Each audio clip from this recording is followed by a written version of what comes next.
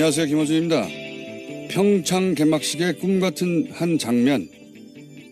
중앙일보 어제적 기사 제목입니다. 올림픽이 열리기 열흘 전쯤 이명박 전 대통령 부부를 청와대로 초청하고 평창 개막식에 같이 참석하라는 내용입니다. 이는 김정은과 회담보다 절실하며 한국민의 애국심을 상징하는 장면으로 수십억 세계인이 감동할 꿈의 장면이 될 거라는 겁니다. 이명박 적폐는 증명되지 않았고 적폐 청산 목표는 사람이 아니라 시스템이어야 하고 정권이 바뀌어도 국가의 계속성은 유지되어야 하기 때문에 대단합니다. 보수의 이명박 지키기. 그 적폐는 충분히 증명되어 가는 중이고 청산에는 그런 시스템을 만든 이들의 책임도 포함되어야 하는 거죠.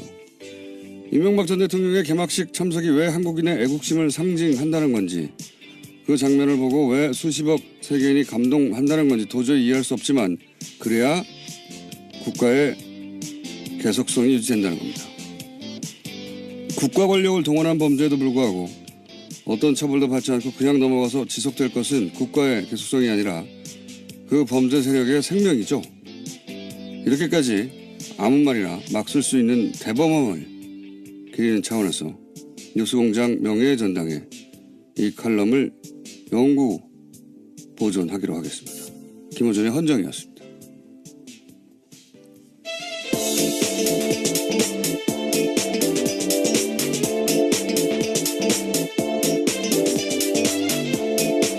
시사인의 김은지입니다. 대단한 칼럼 아닙니까? 네, 정말 놀랍네요. 이명박 전 대통령 관련 수사를 그동안 정치보복이라고 했는데 그런 주장이 얼마나 식상한지 보여주는 압도적인 창의성이죠. 지금까지 밝혀된 것만 군과 국정원이 아예 댓글을 달았다는 사실이고 그에 대해서는 이명박 전 대통령이 사과한 적도 없습니다. 그런데 아직도 증명되지 않았다라는 식의 이야기를 한다는 것도 놀랍고요. 이런 압도적 창의성은 이런 과감성은 저는 호연직이라고 불러야 된다고 봅니다. 상상력 말하니까 생각나는 건데 요즘 1987 영화가 화제가 돼가지고 탁 치니까 억하고 죽었다 하는 당시 경찰 발표. 네, 치안본부 발표였죠. 발표도 화제인데 이걸 패러디한 것 중에 제가 본 것 중에 제일 재밌었던 것은 박근혜가 탁 치니 억 내놓는 국정원 이게 있어요. 근데 이 패러디와 특수활동비 관련된 이야기죠. 그렇게 패러디한 건데 쌍벽을 이룰 정도로 보수의 상상력을 보여주마 그런 뭐 표효와 같은 그런 칼럼이 아니겠나. 이걸 패러디한 것도 있어요. 이 기사. 청송교도소의 꿈같은 장면. 뭐 이런. 김정은 핵폐기보다 절실한 국민 영원 이런 똑같이 패러디한 것도 있는데 기왕 이렇게 된 건 뉴스공장에 이제 청취자 여러분들이 그날 선정한 이거는 보관해둬야 된다 하는 오늘의 기사 저희한테 보내주시면 그중에 하나씩 선정해가지고 페이스북에 저희가 명예의 전당을 만들겠습니다. 그래서 매달 장원도 뽑고 연말에 왕중왕전하고 이 기사는 읽자마자 이게 보관해야 되겠다 따로 그런 생각이 들었습니다. 자, 첫 번째 뉴스는요. 네, 정호영 전 BBK 특검팀이 밝혀낸 다스 비자금 전체 규모가 120억 원을 넘는다라는 뉴스인데요. 여러 검찰 관계자를 인용해서 오늘 아침 한겨레 신문이 보도했습니다. 정호영 특검팀은 지난 5일에 특검 수사 당시에는 120억 원 외에 다른 자금 발견된 사실이 없었다라고 밝힌 바 있는데요. 이와 배치되는 내용입니다. 그러니까 거짓 해명했다라고 의혹을 제기하고 있는데요. 특검팀은 2008년 당시 거액의 비자금을 밝히고도 규모와 용처 등을 공개하지 않은 채 수사를 종결했다라고 지적하고 있습니다. 이게 이제 동부지검에서 현재 2008년에 특검하고 종결된 사안을 다시 들여다보고 있는데 이 동부지검 수사팀이 밝혀낸 게 아니라 그때 2008년 이미 밝혀진 내용이 당시 이미 120보다 훨씬 큰 금액이 나왔는데 그걸 덮었다는 걸 최근에 자료를 확인하다가 현재 수사팀이 알아낸 거죠. 네, 그래서 검찰 관계자 말을 다양하게 인용하고 있는데 전체 규모는 120억 원보다 훨씬 컸다면서 이것은 추정이나 주장이 아니라 당시 수사 과정에서 나온 거다라고 강조하고 있습니다. 그러니까요. 이렇게 되면 정호영 특검이 또 최근에도 120억 이외에는 없었다고 했기 때문에 뭐랄까요 법적 책임을 져야 되는 상황에 처할 것 같아요. 어쨌든 실제로 지금 고발 당해 있는 상태입니다. 지금 이미 새로 수사를 한 것도 아닌데 2008년 수사에서 120억 넘게 나왔는데 덮었다. 예, 이런 정황이 이미 나오고 있습니다. 네, 동부지검이 결과를 좀 낼 것 같네요. 자, 다음 뉴스는요. 예, 또 검찰은 이 120억 원의 실체에 관련된 수상한 정황을 해외 매출해서 포착했다라고 MBC가 보도하고 있는데요. 이 돈은 17명의 이름을 빌려서 모두 43개 계좌에 분산돼서 보관돼 왔다라고 합니다. 정호영 특검은 이 돈을 비자금이 아니라고 보고요. 회사로 반환할 것을 지시해서 더 이상 문제 삼지 않았는데, 그런데 이 돈이 2008년 특검 종료 직후부터 다스법인 계좌에 전액 반환됐다라고 합니다. 그래서 검찰이 이 돈의 행방을 쫓고 있다라고 합니다. 이게 이제 어제 저희 뉴스공장에서 다뤘는데 참여연대 김경률 회계사 당시 특검은 이게 격리 직원의 개인 비리라고 덮었는데 이게 개인 비리가 될 수가 없는 지점을 김경률 회계사가 짚었죠. 이 돈은 장부에 등장을 하는데 행령 중에는 장부에 등장하지 않고 하는 행령과 장부에 등장하는 경우가 있는데 이 경우는 이제 외상값 매출 채권 돌려받지 않을 목적의 외상값으로 처리해 둔 셈인데 이런 경우에 이제 장부에 등장을 하잖아요. 그리고 그러면 외상값으로 기록되는 상대 회사가 있지 않습니까? 상대 회사의 경영진이 이 다스의 일개 격리와 이 금액에 대해서 그럼 그렇게 처리하자고 합의를 해줘야 되기 때문에 개인이 행령할 수 있는 구조가 아니다. 이 방식으로는. 회계사가 보자마자 판단할 수 있을 정도로 이건 개인 행령으로 볼 수 절대 없는 정황이라고 했는데 그때는 개인 행령을 처리하고 넘어갔습니다. 이제 네, 그냥 장부에서 사라진 채 끝내버린 거죠. 지금도 이 120억이 사라진 거죠 현재. 왜냐하면 다스로 들어갔는데 상대 회사가 있잖아요. 상대 회사. 그 상대 회사에서는 돈이 줄었단 말이죠. 당연히 120억이 돌아간 걸로 했으니까. 근데 실제로는 안 왔어요. 그 회사에서 들어올 120억이 어딘가로 사라진 셈이죠. 예. 비자금으로 의심하고 있는 거죠 지금. 예, 당연히. 자, 다음 수는요. 예, 또 140억 원 관련된 뉴스도 있습니다. 서울중앙지검에서 지금 하고 있는데요. 140억은 BBK 140억을 김경준 씨로부터 스위스 계좌에서 받아낸 그 140억입니다. 이건 서울중앙지검에서 네, 수사하고 그렇죠. 있습니다. 여기서 또 핵심 인물이 김재수 전 LA 총영사입니다. 이 인사가요 현재 행방이 묘연하다라고 채널A가 보도하고 있습니다. 2008년 총영사로 임명된 이후에도 BBK로부터 투자금 140억 원을 회수하는 과정에 연루됐다라는 의혹받고 있는데요. 미국 현지 변호사 사무실에 나오지 않고 한인 사회와의 접촉도 끊었다라고 합니다. 자살하진 않으셔야 될 텐데요. 예, 걱정이 좀 됩니다. 다음 뉴스는요. 네, 오늘 오전 10시에 남북 고위급 회담이 시작됩니다. 남한 시간 기준으로 합의가 됐는데요. 북한 평양시로는 9시 30분입니다. 북측 대표단이 오전 9시 반쯤 군사분계선을 통과해서 도보로 회담 장소로 이동할 계획인데요. 이번 회담 의제는 크게 두 가지입니다. 북한의 평창올림픽 참가 문제와 남북관계 개선입니다. 올림픽 참가 문제는 뭐 일사천리로 풀 것이고 결국 이제 남북 관계 개선할 때 북핵 문제도 등장할 테니까 그 부분은 쉽게가 안 되겠죠. 예, 이건 뭐 앞으로 계속 뉴스 나올 테니까 계속 전하기로 하고 다음 뉴스는요. 네, 어제 검찰이 박근혜 전 대통령의 재산을 처분할 수 없도록 조치해달라면서 법원에 추징 보전 명령을 청구했습니다. 박근혜 전 대통령의 알려진 재산은 지난해 4월 서울 삼성동 자택을 팔면서 생긴 차액과 예금 그리고 새로 구입한 내곡동 자택 등에 대해서인데요. 뇌물로 받은 국정원 특수활동비 36억 5천만 원인데 이에 대해서 법원의 유죄 판결이 확정되면 강제로 받아내기 위해서입니다. 이 돈을 약 40억 정도를 지금 유영하 변호사가 가지고 있다는 거잖아요. 팔아서 남긴 차액을. 예, 차액을 가지고 있다라는 거죠. 이건 이제 변호사비라고 주장하고 있는데 실제는 뭐 건들지도 않았고 아마도 박근혜 전 대통령 재산인데 예, 당시 이미 수감 중이었으니까 개인이 복원하던 돈이었겠죠. 박근혜 전 대통령의 돈을 유영하 변호사가. 이 돈이 이제 추징 대상이 된다는 거고요. 다 추징 당해도 최순실 씨가 있잖아요. 예. 그쪽에 재산이 많지 않습니까? 그동안 잘 공유해 왔는데. 자, 다음 뉴스는요. 네, 청와대가 일본 쪽에 전달한 출연금 10억 엔을 돌려주기로 확정했다라고 어제 JTBC가 보도했습니다. 사실상 한일 위안부 합의가 폐기되는 건데요. 오늘 강경화 외교장관이 위안부 합의 처리 방향을 발표하기로 했습니다. 여기에는 이런 내용이 포함될 것으로 보입니다. 이 10억 엔을 돌려준다는 게 지금 당장 받아라고 돌려주는 게 아니라 뭐 받을 리가 없잖아요. 그러면 공탁처럼 어디다가 따로 두겠다, 예탁해 두겠다 이런 얘기겠죠. 예. 알겠습니다. 그런 뉴스가 있고 다음 뉴스는요. 네, 안철수 국민의당 대표의 바른정당과의 통합 행보에 적신호가 켜졌다라는 보도가 나오고 있습니다. 유승민 바른정당 대표가 국민의당과의 통합에 유보적인 입장을 취하면서인데요. 유승민 대표가 어제 기자들과 만나서 국민의당과의 통합에 대해서 최종적으로 결심한 것은 아니다라고 밝혔습니다. 유 대표 입장에서는 뭐 안철수 대표가 이미 되돌아갈 수 있는 다리를 불태웠기 때문에 매우 안락하고 여유 있게 예. 자신이 원하는 바를 요구하는 거죠. 예.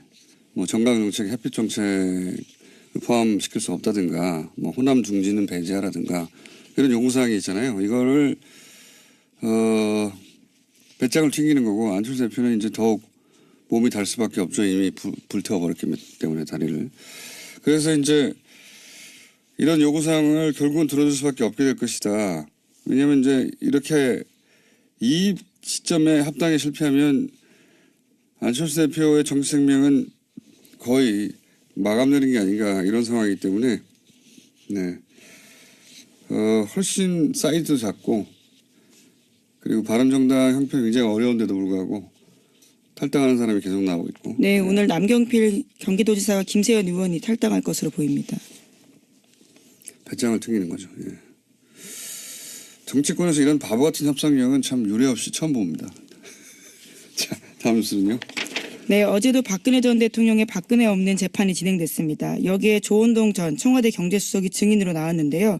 박근혜 전 대통령에게 CJ 이미경 부회장 퇴진을 요구하는 취지의 지시를 받고 이를 CJ 쪽에다가 VIP 뜻이라고 전달했다고 법정에서 증언했습니다. 그러자 박근혜 전 대통령으로부터 왜 그렇게 일을 처리했냐라는 질책도 받았다라고 주장했습니다. 요거는 벌써 거의 1년 가까이 된 뉴스의 후속이네요. 네. 당시 이제 박근혜 전 대통령이 CJ 그룹 회장은 단체장에서 물러나고 부회장은 경영에 손을 떼라 이런 요구를 했다. 이런 보도가 있었고. 네, 송경식 CJ 회장이 대한상공회의소 회장이었는데 거기서 물러나라라는 예. 겁니다. 그리고 이제 이미경 부회장은 경영에 손 떼라 이거죠. 예. 원래 보수가 항상 얘기하는 게 이제 자유시장 경제 체제 이렇게 얘기하는데 원래 보수가 이제 자유 시장을 얘기할 때는 부자들이 자기들 마음대로 하게 달라는 거죠. 그런 자유화 시장인데 그런데 이 박근혜 정부 사고방식은 거기에도 미치지 못해요. 예. 왕이나 할 수 있는 거죠. 예. 사기업의 오너한테 손떼 이런 얘기를 할 수 있다고 하는 발상도 황당한데 그게 실행됐다는 거 아닙니까? 네, 구체적인 말을 보면 더 놀라운데요. 이렇게 이야기합니다. 회장님 너무 늦으면 저희가 진짜 난리가 납니다. 지금도 이미 늦었을지도 모릅니다. 수사까지 안 갔으면 좋겠다는 생각입니다. 라고요. 네, 협박한 거죠. 관두라고. 더욱 황당한 건 이걸 지시한 실질적인 주체가 최순실 씨 아니겠는가.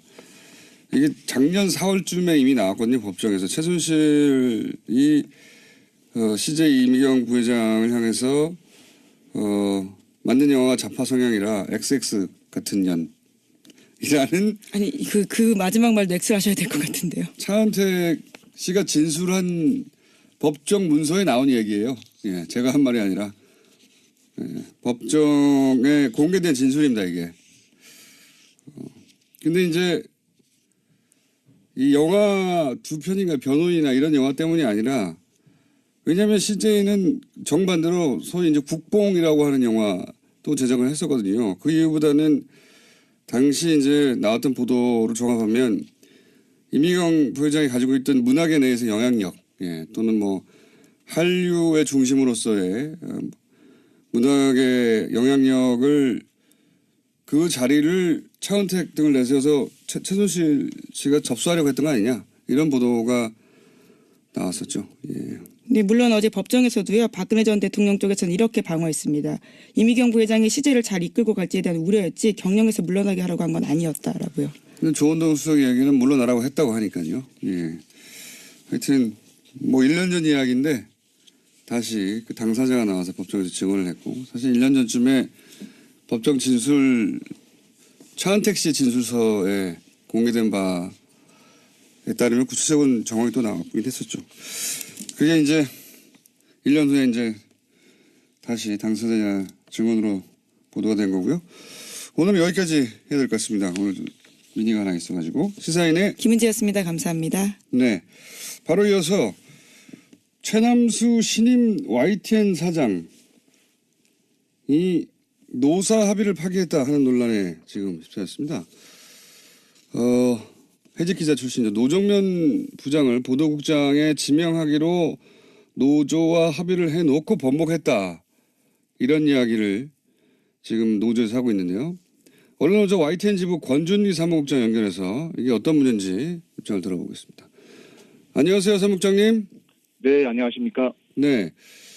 이게 이제 약속을 파기했다는 건데 핵심 골자는 당시 보도에 따르면은 최남수 사장 내정자 그리고 YTN 박진수 지부장 그리고 언론노조에서 언론노조 김한균 위원장 3자가 만나서 합의를 했다면서요. 합의 내용이 뭐였습니까? 간단하게 정리해 주시면. 네, 그 합의문에 보면은 7개 조항이 있는데요. 크게 적폐청산 그리고 보도국 독립 또 보도국 개혁 약속했고요. 네. 간단히 설명드리면 적폐청산기구 설립하고 또 개혁적인 인사, 조직 혁신도 하겠다고 합의했습니다. 네. 특히 중요한 게 보도국 독립 조항인데요. 이 부분 조항을 한번 읽어드리겠습니다. 네. 이 사항에 보면 경영과 보도의 분리는 언론의 독립성, 공정성 실현을 위한 기본 전제임을 인식하고 사장은 보도국이 보도국장 책임하에 독립적으로 운영될 수 있도록 보장하고 지원한다라고 되어 있습니다. 네. 또 합의문에 직접 담기지는 않았지만 이 보도국 독립을 위해서는 누가 보도국장을 맡느냐도 중요하지 않습니까? 네.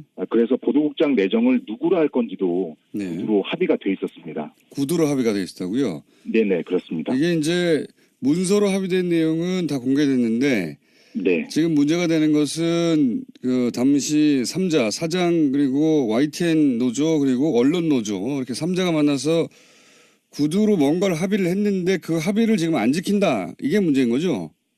그렇습니다. 좀 더 구체적으로는 이 그 보도국장 내정자에 대해서 말을 바꾼 건데요. 예. 당초에는 1월 3일까지 노종면 기자를 보도국장으로 내정하겠다고 했다가 예. 지금 와서는 내가 언제 그랬나 이렇게 발뺌을 하고 있는 겁니다.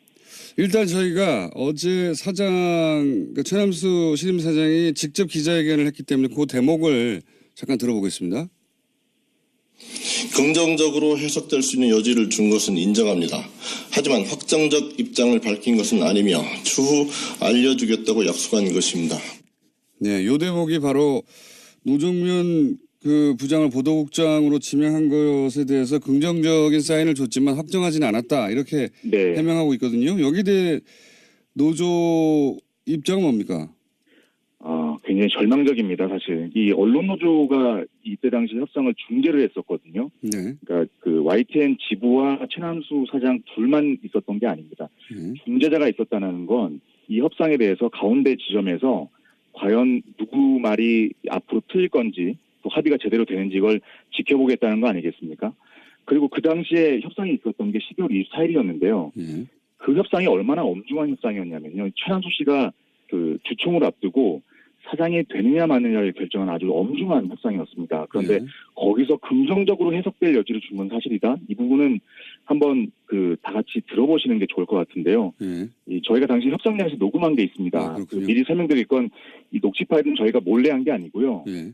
이 최남수 사장이 애초에 협상을 시작할 때 녹음을 해도 되겠냐 이렇게 물어왔고 그래서 그 이후로도 계속 녹음을 해왔습니다. 그래서 아하. 구도 합의라고 했던 그 구도 합의라는 부분에 대해서 여러분들이 이제 그 과연 왜 구도 합의를 했냐 얘기를 많이 하시는데 녹취 파일이 있다는 건 사실 그 당시에 말을 뒤집을 걸 우려해서 녹취를 했던 거거든요. 그래서 구두 합의가 한번 네. 한번 직접 들어보시고 알겠습니다. 일단 먼저 들어보겠습니다. 보도국장은 내가 해직자를 하면 이렇게 생각을 하는데 26일 날뭐 제가 제안을 할까요? 취임을 전제로 해서 공식 제안. 예, 그걸 할게요. 그러면 제가 예. 뭐 그 다음 주 3일 날. 예, 그렇게 해요. 26일을 제안을 할게요. 그 문제도 지금 여기서 클리어 된 거예요. 예.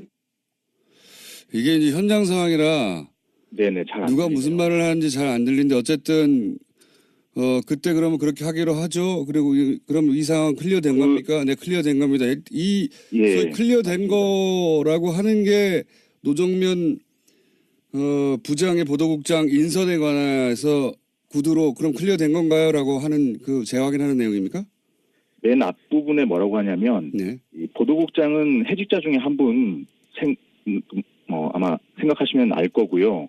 그리고 노동조합에서 보도국장 내정 요청을 12월 26일 날 하면 예. 1월 3일에 그런 답을 하겠다라고 아하. 얘기를 합니다. 아하. 그러면 이 협상장에서 뭐라고 게다가 이 녹취뿐만 아니라 최남수 사장과 당시 김한균 언론노조위원장이 둘 사이에 그 전에 다 따로 다시 한번 얘기를 합니다.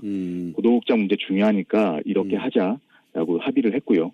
그렇기 때문에 더더욱 이 지금 최남수 사장이 내가 언제 합의를 했냐 긍정적인 답변으로 들릴 수 있는 건 사실이지만 확정적인 답을 하지 않았다는 건 지금 언론 이 협상 상대인 언론노조와 저희 YTN 지부를 농락하는 겁니다. 그렇군요. 그러니까 노정면 보도국장 이슈로 이미 이야기를 했고 그리고 이 녹취된 상황에서도 그러면은 그 노정면 지금 이제 해고된 분이라고 표현한 것이 바로 이제 노정면 보도국장 예정자 혹은 뭐 노동면 부장을 의미하는 거군요. 해고된 그렇습니다. 네네. 예. 해고된 사람을 그러면 언제 하면 언제 하기로 하고 그러니까 노조가 요청하면 1월 3일까지 결정하기로 하고 그리고 네, 그러면 이제 이 문제는 클리어된 거죠 하니까 예 하고 답변한 거라는 거죠. 맞습니다. 아하. 이해했습니다. 그런데 이제 지금 그 약속을 지키지 않는다고 노조에서는 최남수 신임 YTN 사장의 출근을 저지하기 시작한 거죠 지금 상황이. 네, 어제부터 저희가 그 출근 저지에 들어갔고요. 오늘 네. 이틀째 출근 저지를 하고 있습니다. 지금 현재. 근데 이제 그 최 사장의 기자회견 내용을 보면 노조가 인사권을 요구하기 때문에 안 된다 이렇게 얘기하고 있거든요. 노조가 인사권을 요구하고 있습니까? 네, 어제 사실 기자회견장에 저희도 갔습니다. 무슨 얘기를 하나 들어보려고요. 예. 그래서 지금 얘기를 들어보니까 노조가 사장의 인사권을 가져가서 사장을 고립시키고 결국 낙마시키려고 한다. 네. 그렇기 때문에 이 보도국장 문제도 인정해 줄 수 없는 거다 이렇게 얘기를 하고 있습니다. 예.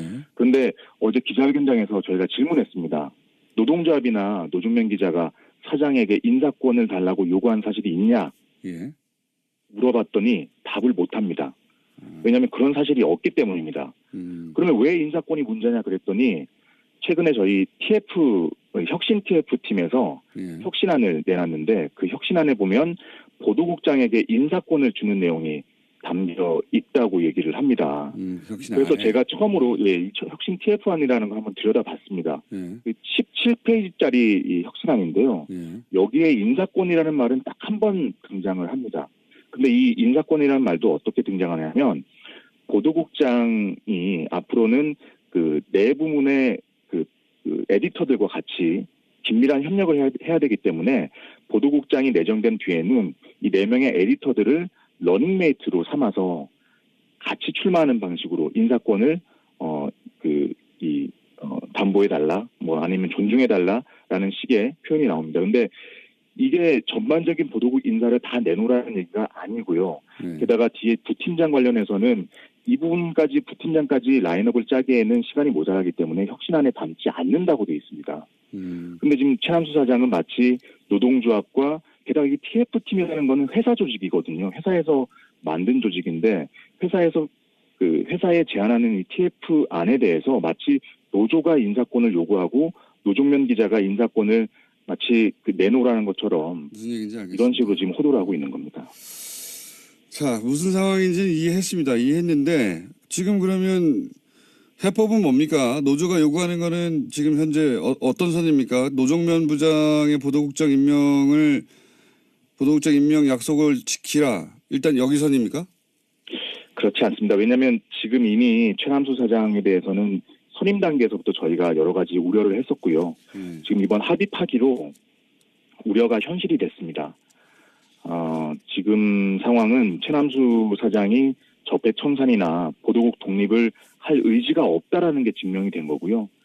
합의를 파기한 이상 최남수 사장은 지금 퇴진하는 것 말고는 저희로서는 답이 없다고 보고 있습니다. 알겠습니다. 입장 잘 알겠고요. 저희가 최남수 사장 인터뷰도 한번 진행해 보겠습니다. 그리고 앞으로 네, 부탁드리겠습니다. 네, YTN 상황 계속 지켜보겠습니다. 감사합니다. 고맙습니다. 네, 지금까지 언론노조 YTN 지부 권준기 사무국장이었고요. 중간에 들려드린 인터뷰 내용은 국민TV에서 제공받았습니다. 감사합니다. 납득이 안 돼. UAE. 이 문제 굉장히 어지럽게 진행되어 왔는데 거의 이야기가 마무리되는 것 같습니다. 칼둔 아부다비 행정청장이 어제 방한했기 때문이기도 하고, 그리고 또 한편으로는 김종대 의원이 제기했던 군사협력 논란도 거의 실체가 드러나면서 이제 UAE 건은 끝이 나고 있는 것 같습니다. 오늘 그래서 이 UAE 건을 일괄해서 한번 정리해 보겠습니다. 누구랑 하느냐? 김종대 의원과 함께합니다. 스튜디오에 직접 나오셨습니다. 안녕하십니까? 네, 안녕하세요. 이 마무리 될 때서야 나오시려고 그동안 바쁘다 하신군요. 예. 아, 실제 바빴고. 딴 예. 데는 잘 나가시더면 아니, 이제 이쪽으로 자주 나올 테니까 너무 서운해하지 마시고. 바쁘다고 하시면서 딴 데는 인터뷰를 엄청 많이 해요. 예. 근데 저희하고는 안 하시고. 예. 아, 여기는 이제 본무대고 그쪽은 이제 예비무대. 그러니까 예, 제가 잘 대비하려고 준비했습니다. 다른 데서 굉장히 섭섭해할 것 같은데. 예, 아이, 상관없습니다. 없습니다 말을 제가 해야 되는데 본인이 하시. 예. 섭외 안 됩니다 그쪽에서 그럼 이제. 아, 괜찮습니다. 이제 무대를 일로 옮기시려고 해. 예. 자, 우리 공장장님하고. 네. 자, 아니 저희 그래서 김정대 의원님 그거 오랜 인연이 있는데 이렇게 또 의원님 되시더니 딴 데 가가지고 안 나오신다고 제가. 아니 본 마음을 모르십니다. 아, 진짜 아니라니까 그러죠. 근데 오늘 새벽에 나온 중앙일보의 단독 보도로 사실은 거의 일단락 돼버린 거죠, 그죠? 종결된 거죠 이제. 최종적인 확인이 이루어졌다. 네. 그러니까 저는 특전사가 왜 저렇게 아랍에미리트에 오래가 있을까. 파병 기한도 지났는데 네. 매번 연장하면서 못 빠져나오더라고요. 이제 알았어요. 김태형 국방장관이 오늘 일간지와 인터뷰에서 그 내막을 다 밝혔는데 아랍에미리트하고 2009년 11월에 자기가 서명한 협정이 있다. 네. 거기에 우리가 군사 동맹국끼리나 체결하는 아랍에미리트의 유사시 자동 개입 조항까지 넣었다.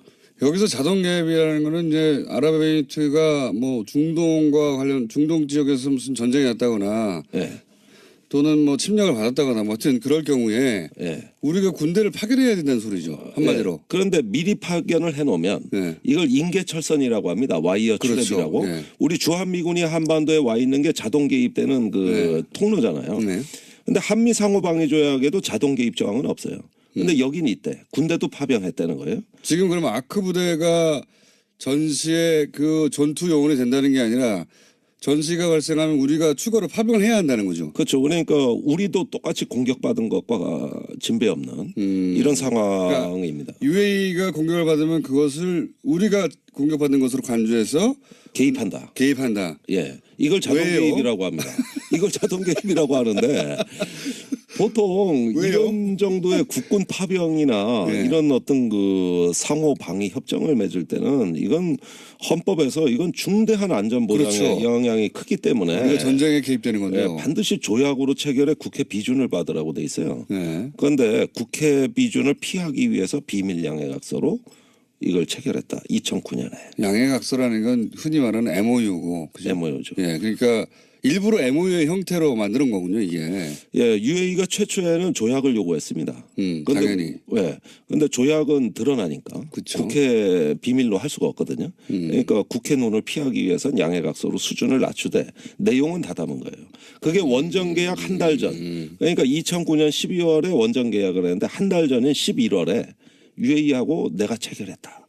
내가 사인을 했다. 이걸 밝히고 나온 것이죠. 그러니까 원전 계약을 따내는 성과를 내기 위해서 그쪽에서 무리한 요구를 하는데 이 요구를 만약에 드러내놓고 만약에 진행하면 나라가 난리가 날 테니까 왜 우리가 UAE 전쟁 나는데 가서 같이 전쟁을 해야 돼? 이런 소리가 나고 국회에서도 절대 못할 것 같으니까 몰래 했다. 예, 몰래 했다. 몰래 했다는 거를 사실은 의원님이 이 UAE 사태가 초기에는 이런 식으로 진행됐잖아요. 이명박 비리 털라고 하다가 문제가 생겼다. 네.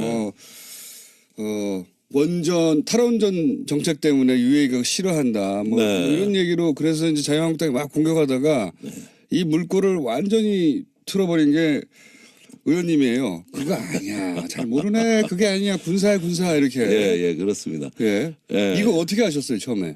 이런 뭔가 아주 문제가 되는 군사 협력이 있고 그게 지금 틀어져서 이게 이런 식으로. 아, 그거 소스를 많이 궁금해 하시는데 우연히 알게 됐어요. 아니 연말에 왜 국방부의 국제협력관 또 전력자원계획관 이런 어떤 그 군사협력에 관계된 부서들이 네. 실무자들이 다 UAE 갔다는 거예요. 당시 그러니까 2009년 당시에 아니 최근에. 최근에 그러니까 탈이 난 게 최근이니까. 최근에 그때 약속한 협정을 예. 지금 지키지 못해 난리가 난 겁니다. 네. 그러니까 도저히 지킬 수가 없거든요. 이건 완전히 국내법 위반이니까. 그렇죠. 지킬 수가 없죠. 그래서 임종석 실장이 막 그때 UAE 갔다는 얘기도 들리고 국방부가 막 주요 참모들이 다 수행했고 그리고 처음 간 게 아니라 지난달 지지난달 계속 갔더라고요. 그렇죠. 국방장관 갔다가 비서실장 또 가고 막. 예. 네. 그래서 UAE에 무슨 일이 일어난 거냐. 도대체 실무자들이 왜 국방부가 가냐. 원전이 이제 그런데 국방부가 왜 가지? 왜 가지 그러네요. 이래가지고 알아보니까 MOU 하나가 탈이 났다. 지난 정부에서 체결한 게. 그 총 6건인데 그 주 때는 확인을 못했죠. 그래서 뭔가 있구나. 이래가지고 이거는 군사협정 지난 정부의 MOU가 탈이 난 거라고 신문에 칼럼을 썼어요. 네. 그게 일파만파 확산됐습니다. 일파만파 확산됐다는 거는 제가 해야 되는 표현인데 의원님이 자기가 써놓고 자기가 일파만파 확산됐다. 마치 다른 사람의 기사가 일파만파 된 것처럼. 이래서 제가 네. 비호감도가 높아요. 정치 해보면 인지도는 높은데 그런데 네. 아직 비례니까 관리 잘하세요. 네. 예, 기회는 남았죠. 그런데 그 칼럼을 내보내는 순간 이제 전직 퇴직자들의 구체적 제보가 들어오기 시작했습니다. 당시에 외교 근데 제가 궁금한 건 여기서 그 칼럼을 쓰실 때 사실은 지금 현재 밝혀지고 있는 내용을 거의 전망하다시피 하면서 쓰셨어요. 그렇습니다. 그걸 어떻게 아셨냐고 그죠? 자 MOU가 탈이 났다는 한마디였어요. MOU가 다르다. 그다음에 국방부가 거의 UAE 가서 살다시피 한다. 네. 장관이 갔다, 실장이 갔다. 이건 UAE 원전이 아니라 지난 정부에 분명히 지키지 못할 약속을 UAE에 해줬다. 네. 군사적인 면에서 네. 그거는 원전을 팔 때 끼워 판 거다. 기업한 거다. 네, 그러니까 군사력에 군사력을 끼워 팜으로써 프랑스로 거의 넘어갔던 원전을 한국으로 뒤집은 사건이다. 네. 그리고 제가 8년간 UAE와 군사협력에 관한 탐사 기사를 가장 많이 쓴 맞습니다. 언론인이었어요. 예. 당시 이제 군사 잡지를 운영하고 계셨기 때문에 디펜스 21요. 예. 거기에 UAE 원전 의혹, 그 아크 부대 파병 의혹 이거는 제가 제일 많이 썼고 전문가였었죠. 맞습니다. 계속 축적해왔던 거예요. 아하. 그런데 탈이 났다는 그 한마디가 꽂힌 겁니다. 이건 뭔가 있다. 그래서 지난 8년간의 기사와 추적이었던 거에 합쳐져 가지고 네, 드디어 다 터졌구나. 다 털었죠. 퇴직자들까지 전부 다. 그래서 쭉 연락해 보셨군요. 다 했죠. 어떻게 된 거냐. 그때는 또 일개 잡지의 편집장이었지만 지금 국회의원이기 때문에 국회의원이 취재는 더 안 돼요. 그래요? 어려워하잖아요, 사람들이. 그래서 저는 오히려 그 국회의원에 대해서 신분이 하락한 사람이에요, 사실. 과거에 정보에서 거의 황제적 지위를 누리고 있던 게 다 기득권이 없어졌는데 그럼에도 불구하고 예. 지난 잡지를 할 때부터의 그 취재된 관성과 맥락은 살아 있었어요. 예. 그 이제 퇴직자들 다 찾아냈죠. 예. 그리고 특히 외교부 증언은 아주 충격적이었어요. 외교부 중요한도 따로 들으신 게 있습니까? 예, 국방부 걔들은 미쳤다. 그때 당시 미쳤어. 협정을 김태형 장관이 체결했는데 예. 그 사인된 거를 영문으로 체결한 거를 네. 국문으로 번역한 게 외교부예요. 예. 근데 번역하면서 이건 미친 짓이다. 이걸 어떻게 했냐, 이 국방부가 거기 가서. 아니 헌정일에 남의 나라 안보를 상호방위 협정을 체결해 준 건 이거 한 건밖에 없습니다. 우리나라에서. 네. 당연하죠. 우리나라가 다른 나라 전쟁 났는데 왜 개입을 합니까? 나 미쳐 진짜. 미쳐. 그 아니 아랍에미레이트 나라하고 국민들 몰래 형제국이 됐더라고. 국민들 몰래. 네. 원전 때문에.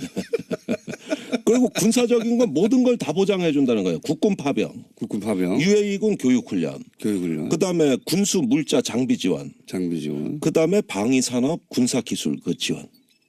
아, 그러니까 사실은 UAE에 거의 군대를 세워주는 거네요.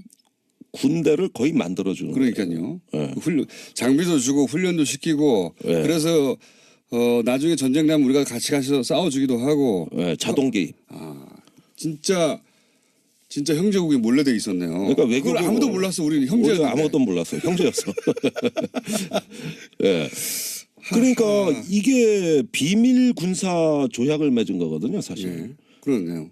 군사 동맹입니다. 그런데 김태형 장관은 오늘 조간에서 뭐라고 증언했냐면은 아니 그렇게 해줘도 별거 아니라고 생각했다. 왜요? 아랍에미레이트가 큰 전쟁이 안 나는 나라다. 그런데 지금 예멘 내전에 개입해가지고 난리 났어요. 2015년부터 예멘 반군이 그렇죠. UAE의 원전에다 우리 미사일 발사해버리겠다 이렇게 예. 협박하고 있어요. 예멘이 바로 옆 나라거든요 지금. 예, 예. 무슨 분쟁이 없어 지금 난리인데. 그래서 그러면 혹시 UAE가 아니 여기 분쟁 나서 우리가 지금 굉장히 위험한 상황인데 당신들 지금 군사적 지원 왜 안 하냐 이런 요구를 혹시 한 겁니다. 뒤로 한 거군요. 뒤로. 예, 한 거예요. 그러니까 저기 여기 했다는 거는 이제 추정이시죠. 아닙니다. 여기서 이제 국방부 관계자들이 예. 부인을 못하고 제 주장을 반박해봐라 하고 제가 다그치잖아요. 아, 그런데 부인을 못한 게 뭐냐면 지난 정부에도 이명박 정부에서 5건, 네. 박근혜 정부에서 1건, 6건의 양해각서를 체결했는데 추가로. 이거를 추가로 이거 하나 했으면 됐지 왜 또 추가로 6걸 합니까? 그러니까 후속 조치입니다. 이 자동 개입을 정한 협정은 포괄적이고 네.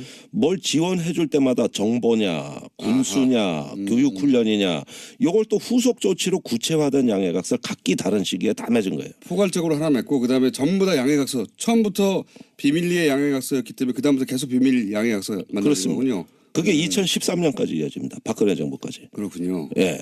그리고 박근혜 대통령이 2015년에 아랍에미레이트를 비롯한 4개국, 사우디, 카타르, 요르단 방문해서 젊은이들 다 중동 가라. 대한민국 텅텅 비게 해라.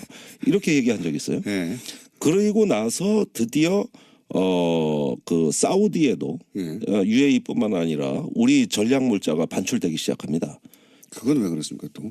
그러니까 사우디 UAE가 그때 예멘 내전에 개입하니까 파병을 네. 했거든요. 예. 당연히 탄약이 급해지죠. 예. 그러니까 우리 전쟁 비축 물자 전쟁이 나면은 초기에 써먹으려고 누구도 못 건드리는 탄약이에요. 이건 네. 전쟁 초기에 우리가 예. 써야 될 탄약이 귀한 탄약이 있습니다. 그 GPS 유도 폭탄이라고 사흘치밖에 없어요.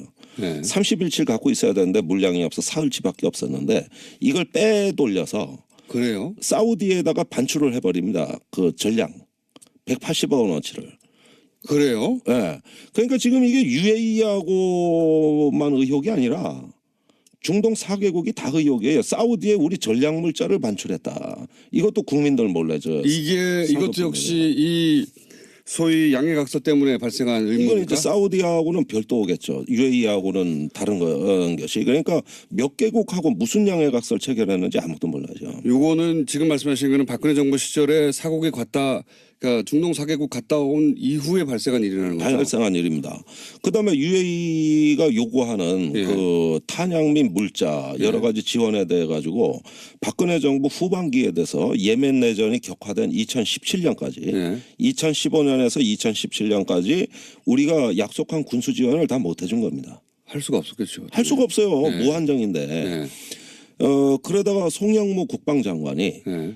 지난 11월에 이건 도저히 국내법을 위반한 그렇죠. 양해각서기 때문에 새로운 정부 입장에서는 이건 도저히 받아들일 수 도저히 받아들일 수 없는 양해각서기 때문에 일부 문제되는 조항을 수정하자고 UAE를 쫓아간 거예요. 아 그렇구나. 그런데 UAE가 이제 자존심이 상한 거죠. 원전 따갈 때는 예. 뭐든 그렇겠죠. 다 퍼줄 것처럼 거기는 얘기하고 그리고 형제국이 돼 있고 왕정 국가라서 네. 계속 이어지는데 여기는 계속 바뀌고 바뀌는 사람마다 와 다른 얘기를 하니까 그렇습니다. 열받았겠죠. 예. 예. 그래서 결국은 저 국교 단절하겠다고 통보가 온 거예요. 아 그렇게 된 거구나 일이. 예. 그러면서 GS, SK 우리가 그 자원 외교하는 석유 산업하는 그 국내 굴지의 대기업을 예. 끊어버리겠다. 저 거래를 아하. 이렇게 하니까 임종석 비서실장 입장에서는 적폐청산 차원에서는 이 양해각서의 진상을 규명해야 되는데 네. 걸려 있는 국내 기업의 이익이 너무 크다. 이래서 수습하는 방향으로 거꾸로 선회한 겁니다. 이게. 아 이해가 갔습니다. 이게 결국은 김종대 의원이 되시기 전에 오랫동안 운영해왔던 그 국방 잡지 디펜스 21이었던가요? 예. 아무도 안 보는 그래서 결국 망했어요. 디펜스 21을 운영하면서 요 관련 내용을 의혹을 계속 제기해왔는데 그때 쌓아둔 게 이게 한 방에 다 터진 거군요 지금. 그렇습니다. 그게 탈이 난 거예요, 전부. 아니 제 말은 그때 쌓아둔 김종대 의원의 어떤 지식이 이 기회에 한 번에 터지면서 한 번에 터지죠. 정부도 해결 못한 것을 의원님 혼자 지금 다 해결한 거 아닙니까? 이게 아니, 이렇게 된 거라고 쫙 풀어서. 자유한국당이 청와대 앞에 가서 시위를 하면서 진상규명하려는 거예요. 네. 그러는데 이게 진상이다. 제가 밝혀준 겁니다. 이게 진상이다. 자유한국당이 요즘 국정조사 하자는 얘기 없어져 버렸어요. 없어져 버렸어요. 그러니까 이번엔 또 밝혔다고 또 난리예요. 밝혔다고 어디서 그 정보 밝혀달라 그래서 어디서 얻었냐 그래서 정보를. 아니 외교부 국방부 퇴직자들 다 만났다. 그래서 아니 공부해서 밝혔는데 그 노회찬 대표 말대로라면은 공부 안 한 학생이 시험 문제 유출됐다고 난리치더라는 거예요. 그러더니 또 자유한국당이 이렇게 밝혀드리니까 말을 또 바꾸는 겁니다. 이제는 국정조사 하자는 말을 안 해요. 국정조사 하자는 얘기 안 하고 국회 운영위를 열어가지고 예. 임종석 실장한테 얘기를 들어보자. 그러니까 원래 조사하자고 하다가 갔다 온 사람 말 좀 들어보자 이렇게 바뀌었어요. 예. 바뀌었습니다. 결국은 오늘 보수 언론이라든가 자유한국당은 UAE하고 수습 잘하자 이런 논조예요. 아니 누가 의혹을 제기했는데 거기서 의혹 제기를 안 했으면 저도 안 밝혔어요. 하도 제가 답답해서 아니 밝히는 그러니까 거예요. 큰 도움을 준 거죠. 그럼요. 거기서 이런 묻혀있던 이거 정말 정부 차원에서 말 못할 내용이거든요. 당연하지 않습니까? 네. 정부 차원은 다른 국가와 맺었던 협정에 물론 이전 정부지만 협정에 관련 내용이고 당사자 국가가 있기 때문에 네. 임종석 실장은 절대 입으로 말을 못했을 거예요. 못하죠. 네. 사우디의 UAE의 왕세제 또 거기 고위 관료들의 체면을 봐준 겁니다. 그건 그분들 이해했습니다. 체면 상대가 있으니까. 근데 제가 한 가지 추가적으로 의문 사항이 있습니다. 이명박 전 대통령이 그 시점에 바레인에 갔습니다. 네. 그렇죠? 네. 그리고 공교롭게도 바레인에 다녀온 직후 이명박 전 대통령이 두바이 들렸다 갔다는 얘기도 있긴 한데 제가 직접 확인한 건 아닙니다. 저 들은 얘기라. 근데 그 사이에 무슨 일이 있었는지 혹시 아십니까? 거기 이미 또 정보력이 좋으시니까 예, 바레인 갈 때 갈 때 UAE에 탈이 났다는 거는 알고 간 거예요. 알고 갔는데 예, 그리고 근데 갔다가 돌아온 그 시점에 크게 불 걸렸거든요. 이게 그렇죠. 가서 그거를 뭔가 MB는 다 알고 있었어요.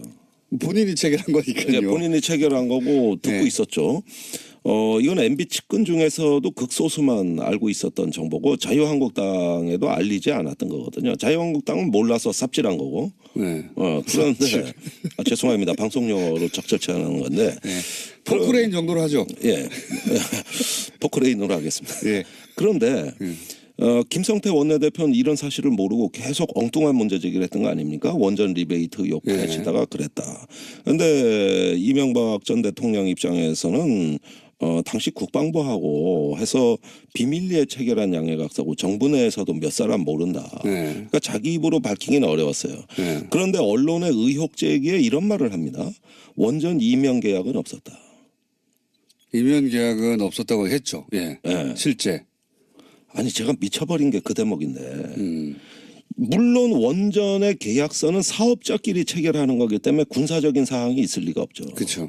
우리 한수원 또 아랍에미레이트에 사업자가 있을 거 아닙니까? 그들은 또 모르겠죠. 한수원은 당연히. 예. 해당 사항이 아니니까 자기들. 모르니까 계약서에는 없는 겁니다. 이면 계약은 당연히 존재하지 않아요. 그러나 별도의 정부 간의 이면 합의가 존재하는 겁니다. 그렇다면 이면 합의가 존재하는데 말을 이면 계약은 없다. 문자적으로는 맞는 얘기죠. 이렇게 해서 국민들을 여전히 기만하고 빠져나가는 걸 보고 이건 아닌데 전직 대통령이 저렇게 거짓말하면 안 되는데. 이게 이제 국민들이 사용하는 언어 감각으로 보자면 이면 계약인 거죠 이게 사실. 그렇죠. 큰 넓은 틀에서, 의미에는 예. 이면 계약이죠. UAE 주고 이걸로 뒤에서 계약한 거 아니냐. 이걸 뭐 공식적으로 양해각서라고 부르든 뭐라 부르든 그건 엄밀하게 형식을 따진 거고 내용적으로 보자면 이면 계약을 한 거죠. 맞습니다. 예. 거짓말 한 거죠 그러니까. 그래서 여전히 지금도 그거를 사실 거짓말하면서 본인의 위신을 세우고 자원외교 또 원전 수출 이거를 치적으로 본인의 어떤 거 남아있는 그거밖엔 치적이 없잖아요 사실은. 제가 궁금한 거는 이명박 전 대통령이 그렇게 중동 지역을 방문했을 때 UAE랑 혹은 그쪽과 무슨 대화를 해서 이걸 불거지게 만들 뭔가 있었던 것 같지 않습니까? 혹시 아시는 바가 없으신가 해서. 저는 UAE는 이제 그 이면 계약에 대한 보호 장치 이런 것들이 이제 가장 MB한테는 절박했고요. 그다음에 다른 나라도 의혹이 있다 그랬지 않습니까? 사우디가 제일 의혹인데 사실은 그런 나라들은 리베이트 없이는 거래가 안 됩니다. 리베이트. 예. 이런 부분들은 다른 나라는 성격이 달라요. UAE는 사실은 리베이트는 아닌 것 같아요. 이런 이면 합의 군사 비밀 양해각서 이런 것들이 문제였던 것이죠. 오늘 여기까지 하겠습니다. 김정대 의원이었습니다. 그러자 박근혜 전 대통령으로부터 왜 그렇게 일을 처리했냐라는 질책도 받았다라고 주장했습니다. 요거는 벌써 거의 1년 가까이 된 뉴스의 후속이네요. 네. 당시 이제 박근혜 전 대통령이 CJ 그룹 회장은 단체장에서 물러나고 부회장은 경영에 손을 떼라 이런 요구를 했다. 이런 보도가 있었고. 네, 송경식 CJ 회장이 대한상공회의소 회장이었는데 거기서 물러나라라는 겁니다. 그리고 이제 이미경 부회장은 경영에 손 떼라 이거죠. 예. 원래 보수가 항상 얘기하는 게 이제 자유시장 경제 체제 이렇게 얘기하는데, 원래 보수가 이제 자유 시장을 얘기할 때는 부자들이 자기들 마음대로 하게 달라는 거죠. 그런 자유화 시장인데, 그런데 이 박근혜 정부 사고방식은 거기에도 미치지 못해요. 예. 왕이나 할 수 있는 거죠. 예. 사기업의 오너한테 손떼 이런 얘기를 할 수 있다고 하는 발상도 황당한데 그게 실행됐다는 거 아닙니까? 네, 구체적인 말을 보면 더 놀라운데요. 이렇게 이야기합니다. 회장님 너무 늦으면 저희가 진짜 난리가 납니다. 지금도 이미 늦었을지도 모릅니다. 수사까지 안 갔으면 좋겠다는 생각입니다. 라고요. 네, 협박한 거죠. 관두라고. 더욱 황당한 건 이걸 지시한 실질적인 주체가 최순실 씨 아니겠는가. 이게 작년 4월쯤에 이미 나왔거든요. 법정에서. 최순실이 CJ 이미경 부회장을 향해서 만든 영화가 좌파 성향이라 XX 같은 년이라는 아니 그 마지막 말도 X를 하셔야 될 것 같은데요. 차은택 씨가 진술한 법정 문서에 나온 얘기예요. 예, 제가 한 말이 아니라 법정에 공개된 진술입니다. 이게. 근데 이제 이 영화 두 편인가 변호인이나 이런 영화 때문이 아니라 왜냐하면 CJ는 정반대로 소위 이제 국뽕이라고 하는 영화도 제작을 했었거든요. 그 이유보다는 당시 이제 나왔던 보도를 종합하면 이미경 부회장이 가지고 있던 문학에 내에서 영향력, 예, 또는 뭐 한류의 중심으로서의 문학의 영향력을 그 자리를 차은택 등을 내세워서 최순실 씨가 접수하려고 했던 거 아니냐 이런 보도가 나왔었죠. 예. 네, 물론 어제 법정에서도요. 박근혜 전 대통령 쪽에서는 이렇게 방어했습니다. 이미경 부회장이 CJ를 잘 이끌고 갈지에 대한 우려였지 경영에서 물러나게 하려고 한 건 아니었다라고요. 근데 조원동 수석 이야기는 물러나라고 했다고 하니까요. 예.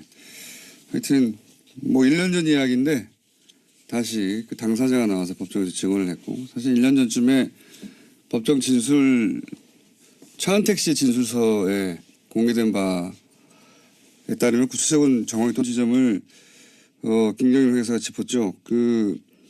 이 돈은 장부에 등장을 하는데, 예, 행령 중에는 장부에 등장하지 않고 하는 행령과 장부에 등장하는 경우가 있는데, 이 경우는 이제 외상값, 그러니까 매출 채권, 돌려받지 않을 목적의 외상값으로 처리해 둔 셈인데, 이런 경우에 이제 장부에 등장을 하잖아요.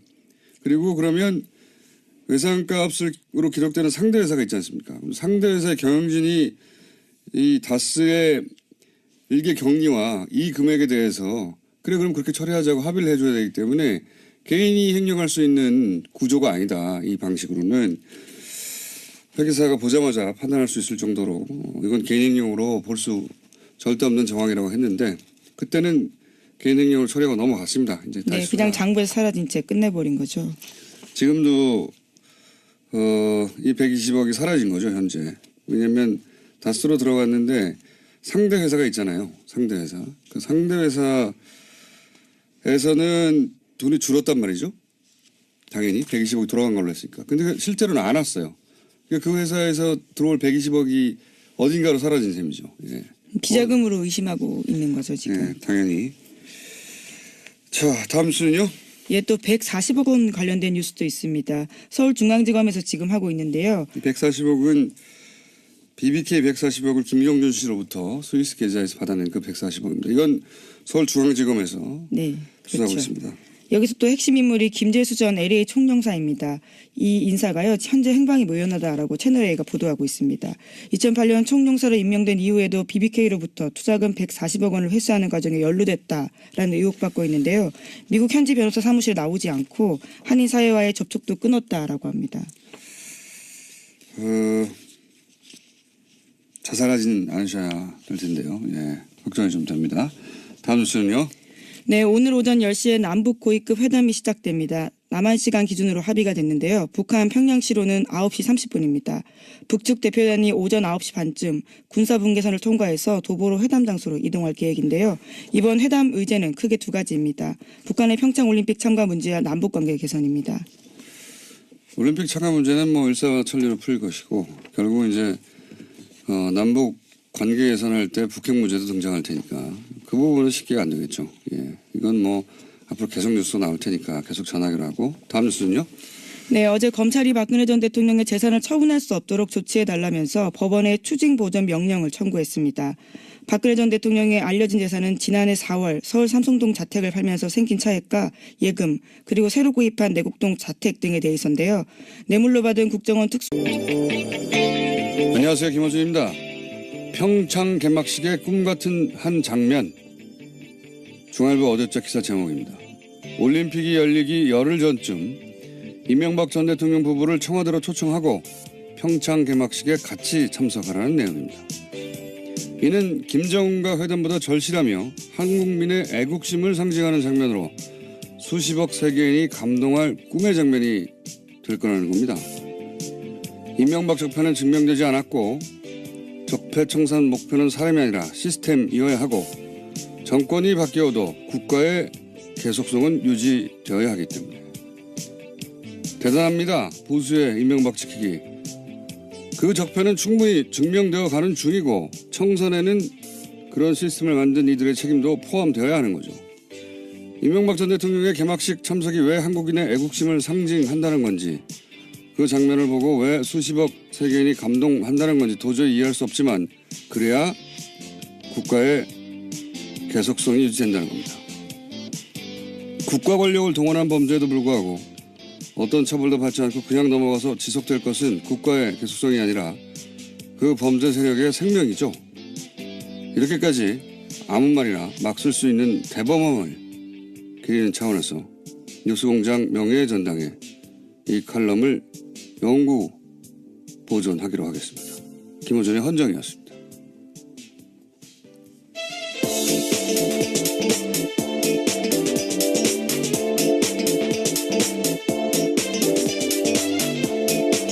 시사인의 김은지입니다. 대단한 칼럼 아닙니까? 네, 정말 놀랍네요. 이명박 전 대통령 관련 수사를 그동안 정치보복이라고 했는데 예. 그런 주장이 얼마나 식상한지 보여주는 압도적인 창의성이죠. 지금까지 밝혀된 것만 군과 국정원이 아예 댓글을 달았다는 사실이고 그에 대해서는 이명박 전 대통령이 사과한 적도 없습니다. 그런데 아직도 증명되지 않았다라는 식의 이야기를 한다는 것도 놀랍고요. 이런 압도적 창의성은 이런 과감성은 저는 호연직이라고 불러야 된다고 봅니다.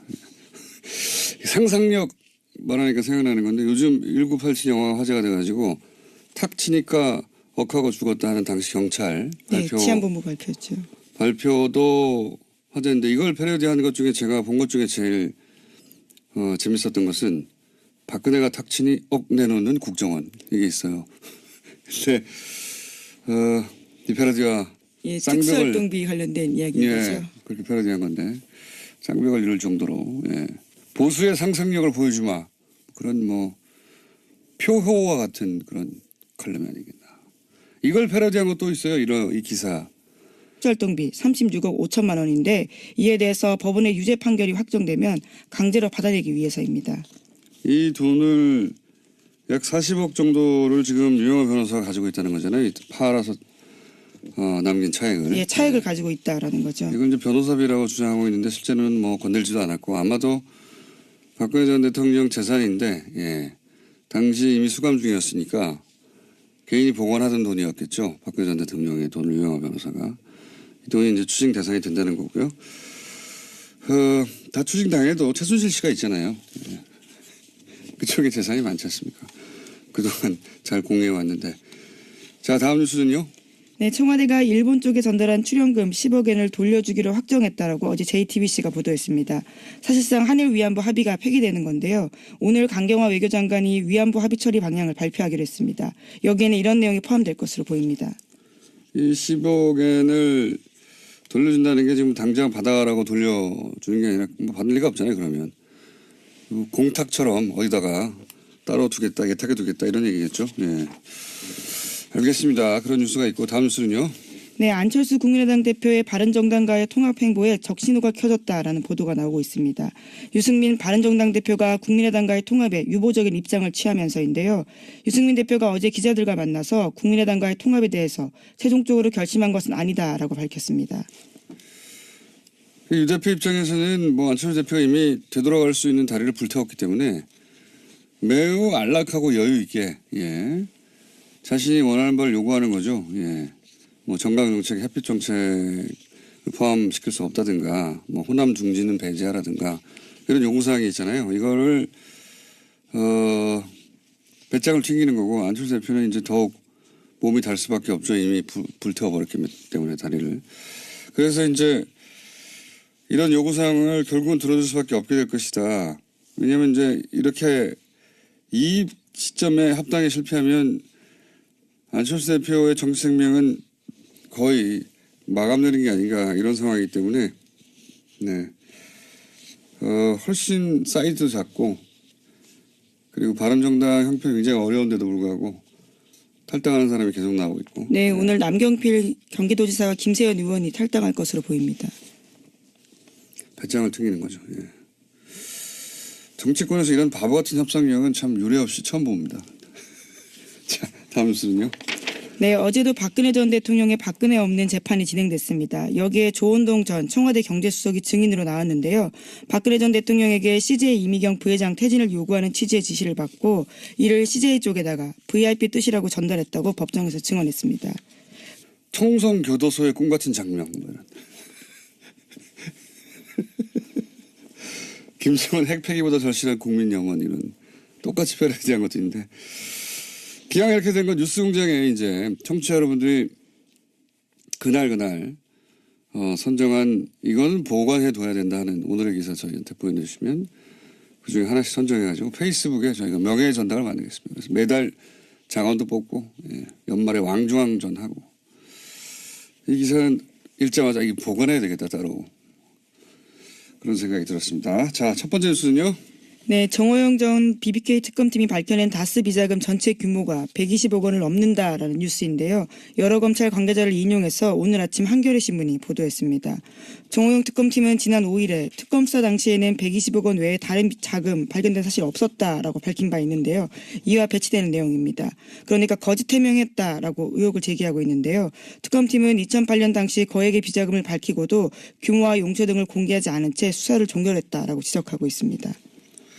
이게 이제 동부지검에서 현재 2008년에 특검하고 종결된 사안을 다시 들여다보고 있는데 이 동부지검 수사팀이 밝혀낸 게 아니라 그때 2008년 이미 밝혀진 내용이 당시 이미 120보다 훨씬 큰 금액이 나왔는데 그걸 덮었다는 걸 최근에 자료를 확인하다가 현재 수사팀이 알아낸 거죠. 예. 네, 그래서 검찰 관계자 말을 다양하게 인용하고 있는데 전체 규모는 120억 원보다 훨씬 컸다면서 이것은 추정이나 주장이 아니라 당시 수사 과정에서 나온 거다라고 강조하고 있습니다. 그러니까요. 이렇게 되면 정호영 특검이 또 최근에도 120억 이외는 없었다고 했기 때문에 뭐랄까요 법적 책임을 져야 되는 상황에 처할 것 같아요. 예. 실제로 지금 고발 당해 있는 상태입니다. 지금 이미 새로 수사를 한 것도 아닌데 2008년 수사에서 120억 넘게 나왔는데 덮었다. 예, 이런 정황이 이미 나오고 있습니다. 네, 동부지검이 결과를 좀 낼 것 같네요. 자, 다음 뉴스는요. 예, 또 검찰은 이 120억 원의 실체에 관련된 수상한 정황을 해외 매출에서 포착했다라고 MBC가 보도하고 있는데요. 이 돈은 17명의 이름을 빌려서 모두 43개 계좌에 분산돼서 보관돼 왔다라고 합니다. 정호영 특검은 이 돈을 비자금이 아니라고 보고요. 회사로 반환할 것을 지시해서 더 이상 문제 삼지 않았는데 그런데 이 돈이 2008년 특검 종료 직후부터 다스법인 계좌에 전액 반환됐다라고 합니다. 그래서 검찰이 이 돈의 행방을 쫓고 있다라고 합니다. 이게 이제 어제 저희 뉴스공장에서 다뤘는데 참여연대 김경률 회계사 당시 특검은 이게 격리 직원의 개인 비리라고 덮었는데 이게 개인 비리가 될 수가 없는